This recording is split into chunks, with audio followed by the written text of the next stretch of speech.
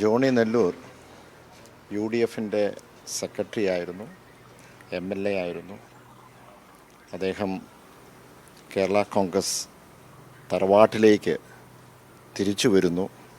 ഞാൻ ഹൃദയപൂർവ്വം ജോണി നെല്ലൂരിനെ സ്വാഗതം ചെയ്യുകയാണ്.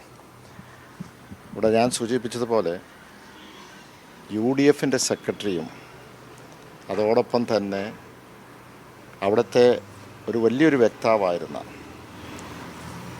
ഒരു വ്യക്തി കേരള കോൺഗ്രസ് പാർട്ടിയോട് യോജിച്ച് അല്ലെങ്കിൽ ഈ പ്രസ്ഥാനത്തിലേക്ക് തിരിച്ചു വരുമ്പോൾ അത് കേരള കോൺഗ്രസ് പാർട്ടിക്ക് വലിയൊരു കരുത്ത് നൽകും എന്നുള്ളത് സംശയമില്ല. മാത്രമല്ല, അങ്ങനെ ഒരു വ്യക്തി കേരള കോൺഗ്രസിലേക്ക് മാത്രമല്ല ഇടതുപക്ഷത്തിൻ്റെ ഭാഗമാകും എന്ന് പറയുമ്പോൾ അതൊരു വലിയ സന്ദേശമാണ് എന്ന് അത് ജോസഫ് ഗ്രൂപ്പിനും അതോടൊപ്പം തന്നെ ഇവിടെയുള്ള ജനങ്ങൾക്കൊക്കെ കൊടുക്കുന്നത്.